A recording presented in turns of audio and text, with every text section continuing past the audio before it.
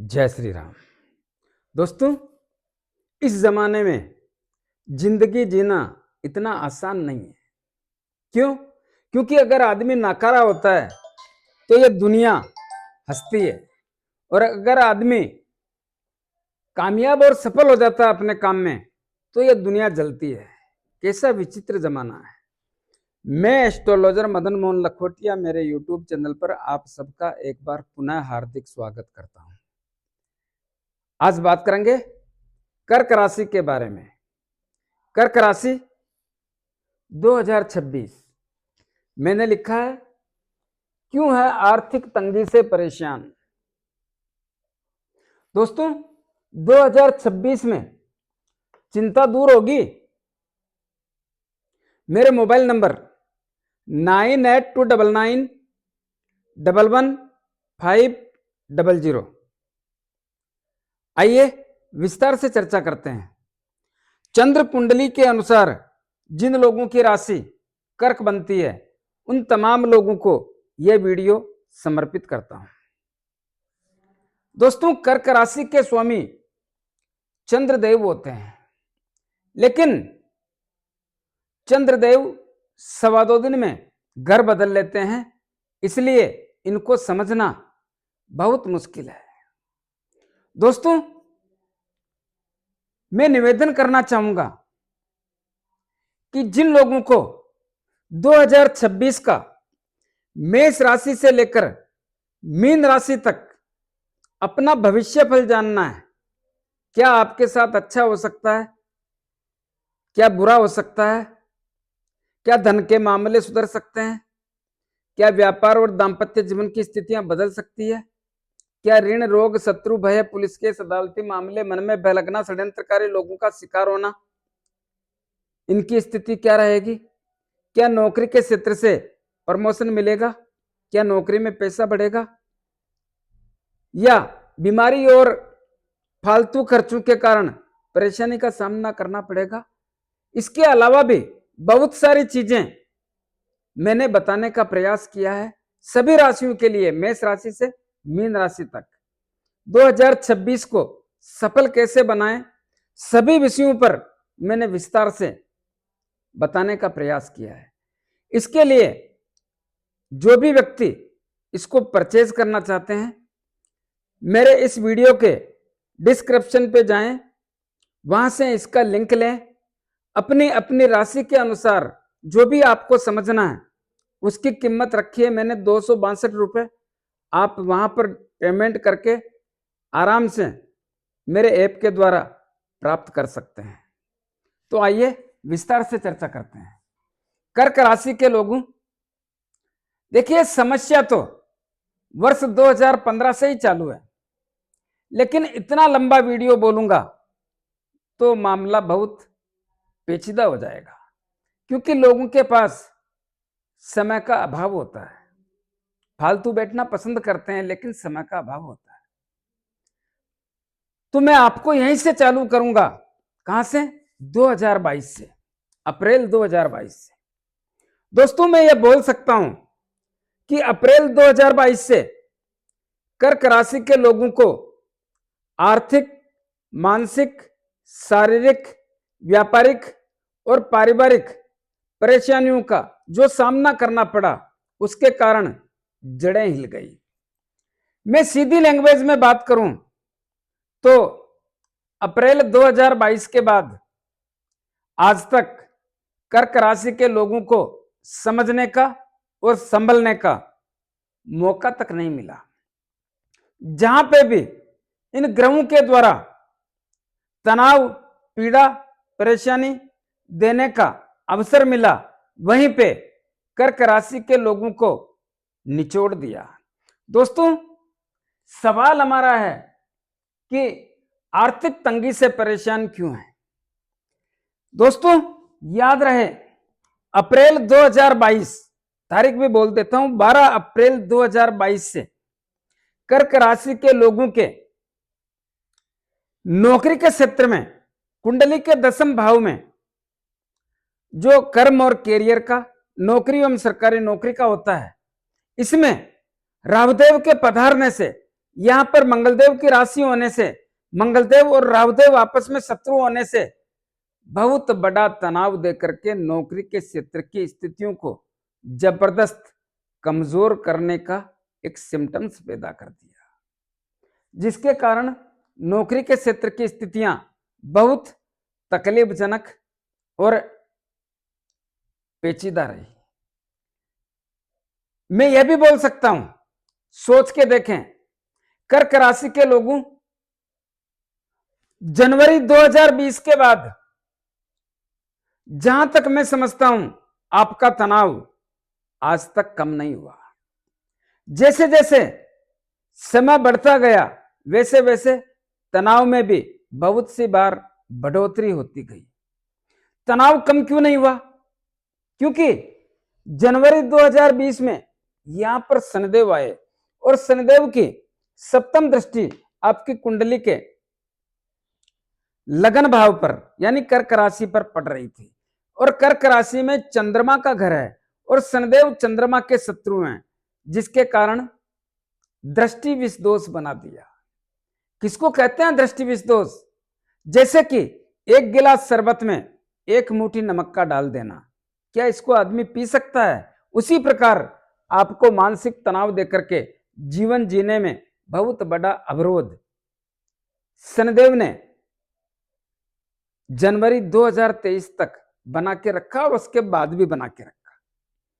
तो अप्रैल 2022 से ही आपके कर्म और कैरियर के क्षेत्र में नाना प्रकार की तकलीफों के साथ साथ आर्थिक भाव पर, धन के जन्म कुंडली के दूसरे धन के भाव पर राहुदेव की दृष्टि पड़ने से और सूर्यदेव का घर होने से, राहुदेव सूर्यदेव के शत्रु होने से आर्थिक मामलों में बहुत बड़ी तकलीफ के योग बना दिए, जमा पूंजी खर्च करवा दी, कुटुंब और परिवार के लोगों से रिश्ते खराब और कमजोर कर दिए, पैतृक संपत्ति का विवाद भी बहुत सारे लोगों के तो तेजी लागी और बहुत सारे लोगों के पैदा कर दिए, और बहुत सारे लोगों के गर्दन के ऊपर के हिस्सों में तकलीफों जैसी स्थिति का आभास करा दिया। लेकिन एक बात याद रखें, क्या अप्रैल 2022 से लेकर के आज तक आर्थिक मामले मजबूत नहीं हुए? क्यों? इसमें कारण तो नाना प्रकार के बनते हैं, अभी समझ में आएंगे, लेकिन कोई ऐसा मौका नहीं मिला कि आर्थिक स्थिति में एक सुधार होकर के मन में संतोष जैसी स्थितियों का निर्माण हो सके। क्योंकि पैतृक संपत्ति का भी मामला आज तक उलझा पड़ा हुआ है, प्रयास करने पर भी विवाद ही बढ़ता है लेकिन सफलता नहीं मिलती है। इसी प्रकार आर्थिक मामलों में भी प्रयास करने पर जो प्राप्त होना चाहिए, जो सफलता मिलनी चाहिए, उस लक्ष्य से दूर रहने के संकेत ही देखने को मिलते हैं। ऐसा क्यों? क्योंकि अप्रैल 2022 से आपके परिवार में तनाव जैसी स्थितियों का सामना करना पड़ा। परिवार की खुशियां कम हुई, माता से संबंध कमजोर हुए, जायदाद में लेने बेचने में या जायदाद के कारण तकलीफों का सामना करना पड़ा, और सबसे बड़ी बात है ऋण, रोग, शत्रु, भय, पुलिस केस, अदालती मामले, मन में बहलकना और षड्यंत्रकारी लोगों का शिकार होना जैसी स्थितियों का सामना करना ही पड़ा। कम या ज्यादा यह बात अलग है, लेकिन अपने अपने भाग्य के अनुसार ऐसी स्थितियों का मुकाबला करना ही पड़ा, और जिसमें पैसा खर्च होने के अलावा समय और व्यर्थ में देना पड़ा, जिसके कारण भी आर्थिक स्थिति में तकलीफ के एक सिम्टम्स देखने को मिलते हैं। यह ना भूलें कि यह अप्रैल 2022 से आर्थिक ऋण, रोग, शत्रु का प्रभाव रहा। वहां से लगातार 2022, 2023, 2024 और 2025 के मई तक इसके कारण परेशानियों का सामना करना ही पड़ा। इतना ही नहीं, कुंडली के चौथे भाव में केतुदेव बैठने से वहां पर तो परेशानियां पैदा की, लेकिन अष्टम भाव में देखने के कारण यहां की स्थितियां भी तनावपूर्ण बना करके ससुराल पक्ष से संबंध खराब किए, रोगों पर पैसा खर्च करवाया और जुआ सट्टा लॉटरी से नुकसान दिया। जो लोग वैज्ञानिक थे, जो लोग एस्ट्रोलॉजर थे, जो लोग अनुसंधान का काम करते थे, उनको भी तकलीफजनक स्थिति का आभास करा करके कर्म और कैरियर के क्षेत्र में भी तकलीफों के साथ साथ सबसे बड़ी बात है अप्रत्याशित खर्चों में बहुत बड़ी वृद्धि कर दी। कैसे अप्रत्याशित खर्चे? खर्च, हानि, नुकसान, अचानक बड़ा धन खर्च, हॉस्पिटल हवालात, तर्क वितर्क, वाद विवाद, लड़ाई झगड़ा और कोर्ट कचहरी जैसी स्थितियों से जोड़ करके कहीं ना कहीं सबको एक तकलीफ तो हो नहीं सकती, लेकिन सबको अलग अलग तकलीफों से जोड़ करके अप्रत्याशित खर्चों में वृद्धि के सिम्टम्स के कारण आर्थिक स्थिति को कमजोर करने का मौका मिल गया। और इसी प्रकार जनवरी 2023 से आपकी कुंडली के दूसरे धन के भाव पर शनिदेव की अष्टम ढैया चालू हो गई। कहां पे? यहां पे शनिदेव आ गए और शनिदेव की सप्तम दृष्टि आपकी जन्म कुंडली के, जो ये कुंडली बनी हुई है वर्तमान समय की है, इस कुंडली के दूसरे धन के भाव पर अपने शत्रु सूर्यदेव के घर पे दृष्टि पड़ रही थी। सूर्यदेव के घर पे दृष्टि पड़ने के कारण, शनिदेव और सूर्यदेव पिता पुत्र होने के कारण, दोनों के आपस में संबंध ठीक नहीं होने के कारण आपके आर्थिक मामलों को झकझोर के रख दिया। धन के मामले खराब और तनावपूर्ण बना दिए, जमा पूंजी खर्च करवा दी, कुटुंब और परिवार के लोगों से मतभेद और मनभेद पैदा करके दूरियां बढ़ा दी, पैतृक संपत्ति के विवाद में जबरदस्त तकलीफ पैदा कर दी और बहुत सारे लोगों के गर्दन के ऊपर के हिस्सों में तकलीफों के कारण स्थितियों को खराब करके मानसिक तनाव में वृद्धि कर दी।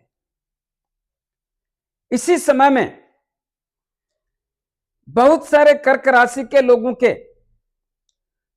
दांपत्य जीवन, विवाह शादी संबंध के योगों में और व्यापार में बहुत बड़ी तकलीफों का सामना होने के कारण, व्यापार के कारण बहुत बड़ी चिंता,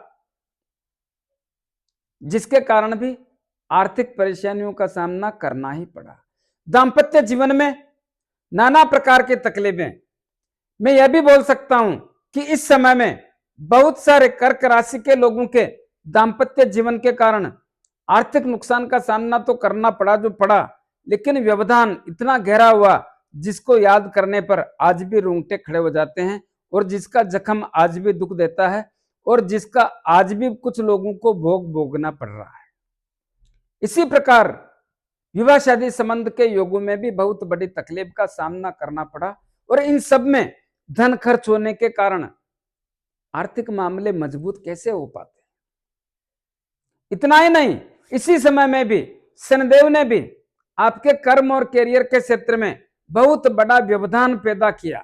क्यों? क्योंकि यह शनिदेव की तीसरी दृष्टि आपकी कुंडली के दशम कर्म और कैरियर के भाव पर पड़ने से और यह शनिदेव की नीच राशि होने से, शनिदेव का यहां पर जबरदस्त प्रभाव होने से कर्म और कैरियर, नौकरी एवं सरकारी नौकरी के क्षेत्र में जबरदस्त तनाव का सामना करना पड़ा। सीधी लैंग्वेज में बोलूं तो इस समय में बहुत सारे कर्क राशि के लोगों को नौकरी के क्षेत्र से बहुत बड़ी तकलीफ के साथ साथ बहुत सारे लोगों की नौकरी भी चली गई, जिसके कारण भी आर्थिक मामले मजबूत कैसे हो पाते। और धन के भाव पर दृष्टि पड़ रही थी तो धन का मामला मजबूत कैसे हो पाता। लेकिन सबसे बड़ी बात एक और थी, क्या? कर्क राशि के लोगों को कुंडली के पंचम भाव पर शनिदेव की दशम दृष्टि पड़ने के कारण और यह संतान का भाव होने के कारण, संतान के कारण भी नाना प्रकार की चिंताओं से जोड़ दिया। किसी के संतान ना होना या संतान के कारण परेशानी होना या शिक्षा, संतान, लव एंड रिलेशन, अचानक धन प्राप्ति और शेयर मार्केट से नुकसान होना जैसी स्थितियों के कारण तनावपूर्ण स्थितियों का निर्माण कर दिया। और शनिदेव का जो अष्टम ढैया में मामला था, उसने भी रोगों पर जबरदस्त धन खर्च कराने का काम किया, ससुराल पक्ष से संबंधों को खराब करने का काम किया, जुआ सट्टा लॉटरी खेलने वालों को बर्बाद किया, जो लोग एस्ट्रोलॉजर थे, अनुसंधान का काम करते थे, खोजबीन तलाशी का काम करते थे, वैज्ञानिक लोग थे, उनको भी बर्बाद करने में महत्वपूर्ण भूमिका निभाई, जिसके कारण भी आर्थिक स्थिति मजबूत कैसे हो पाती। इधर क्या हुआ, अक्टूबर 2023 में राहुदेव आपके भाग्य भाव में अपने शत्रु देवगुरु बृहस्पति के घर में और केतुदेव कुंडली के तीसरे भाव में विराजमान हो गए। राहुदेव ने आपकी कुंडली के भाग्य भाव में बैठकर भाग्य तो खराब किया ही किया। क्यों खराब किया? क्योंकि देवगुरु बृहस्पति के मित्र नहीं है। दृष्टि चांडाल दोष बनने के कारण बनते हुए कार्यों में अवरोध पैदा करके उनको बिगाड़ने के साथ साथ नए कार्यों की व्यवस्था को भी खराब करके लक्ष्य प्राप्ति से दूर कर दिया और इतना मानसिक तनाव दिया। क्यों दिया? क्योंकि चंद्रमा के घर पे कर्क राशि में लगन पर दृष्टि पड़ने से, यहां पर दृष्टि ग्रहण होने से यहां पर आपके माइंड में भी ग्रहण जैसी स्थितियों का निर्माण कर दिया, जिसके कारण मान सम्मान में कमी, सोचने समझने की स्थितियां खराब, निर्णय लेने में सक्षम ना होना, बात बात पे चिड़चिड़ापन होना, क्रोध जैसी स्थितियां पैदा होना, शारीरिक पीड़ा के कारण परेशान होना। और वैसे भी अष्टम ढैया में स्वयं या परिवार के लोगों में किसी न किसी को शारीरिक पीड़ा देने का भी काम करते हैं। तो अष्टम ढैया तो चली रही थी, राहुदेव का प्रभाव अलग आ गया। इतना ही नहीं, जब भाग्य साथ नहीं देता है तो पैसा कहां से आएगा? और रिश्ते नाते अलग खराब हो गए जो आज तक ठीक नहीं है। कुटुंब के लोगों से कहां रिश्ते ठीक हैं? बीच में तो मित्र लोग, रिश्तेदार और छोटे भाई बहनों से भी रिश्ते खराब हो गए। लेकिन राहुदेव ने भी संतान की चिंता के कारण बहुत बड़ी तकलीफों का आभास कराने के संकेत बना दिए। व्यापार की स्थितियां भी शनिदेव खराब कर रहे थे, लेकिन केतुदेव ने भी महत्वपूर्ण भूमिका निभाई, भाग्य को भी खराब किया और लाभ में भी कमी करने के सिम्टम्स पैदा कर दिए। और यह सब कुछ शनिदेव ने तो 29 मार्च 2025 तक बना के रखा, लेकिन राहुदेव और केतुदेव ने भी 18 मई 2025 तक बना के रखने का प्रयास किया और सफल रहा। लेकिन इसमें एक बात आती है, क्या दोस्तों? याद कीजिए, अक्टूबर 2023 से आप लोगों का जो तनाव बढ़ा, कुछ समझ में नहीं आ रहा था कि यह तनाव इतना कैसे बढ़ा। और इससे भी ज्यादा अक्टूबर 2024 से जो आपको तनाव बढ़ा, उसकी स्थितियां ज्यादा पेचीदा और मानसिक तनाव में वृद्धि करने वाली थी, जिसमें संतान की चिंता के साथ साथ नौकरी के क्षेत्र में भी बहुत बड़ा व्यवधान महसूस करने के सिम्टम्स देखने को मिल रहे थे। और इस तनाव का दबाव 4 जून 2025 तक बराबर बना रहा। इसके बाद बहुत बड़ी राहत मिलने जैसी स्थितियों का भी निर्माण हुआ, जो अपने आप में कुछ ऐसा महसूस किया कि अब हल्कापन या एक माइंड का बोझ कम होने जैसी स्थितियों का निर्माण हो गया। और शनिदेव का स्थान परिवर्तन तो हुआ, लेकिन भाग्य भाव में अपने शत्रु बृहस्पति की राशि में चले गए। शनिदेव है कहां के स्वामी? सप्तम भाव के और अष्टम भाव के। जिससे क्या फर्क पड़ता है? जिससे व्यापार की स्थितियां, दाम्पत्य जीवन की स्थितियां और विवाह शादी के योगों में पहले जितना तनाव तो नहीं है, लेकिन सुधार भी हुआ है, लेकिन इतना महत्वपूर्ण सुधार भी नहीं हो पाया जितना होना चाहिए दम। वो स्थितियां आज तक नहीं बन पाई। लेकिन हमारा सवाल है कि आर्थिक स्थिति के मामले आज भी मजबूत नहीं है। क्यों? क्योंकि जो 18 मई 2025 को राहुदेव और केतुदेव का परिवर्तन हुआ, वो खतरनाक। कैसे? केतुदेव आपकी कुंडली के दूसरे धन के भाव में और राहुदेव आपकी कुंडली के अष्टम भाव में चले गए। ये स्थितियां ठीक नहीं है। केतुदेव का दूसरे धन के भाव में विराजमान होना और इस भाव पर राहुदेव की सप्तम दृष्टि पड़ना और सूर्यदेव का घर होना और राहुदेव जहां बैठा है वहां स्वास्थ्य से संबंधित घर होना, इस स्थिति के कारण आर्थिक स्थिति मजबूत होने के सिम्टम्स कैसे बन सकते हैं? अगर धन का मामला ही ठीक नहीं है तो हम दूसरी बात पे विचार कैसे कर सकते हैं? और यह ठीक होने के संकेत राहुदेव और केतुदेव किसी भी कंडीशन में दिसंबर 2026 तक ठीक नहीं होने देंगे। 5 दिसंबर 2026 को इनका परिवर्तन होगा, तब जाकर के इस भाव की स्थितियों में परिवर्तन आने के या बदलाव आने के सिम्टम्स देखने को मिलेंगे।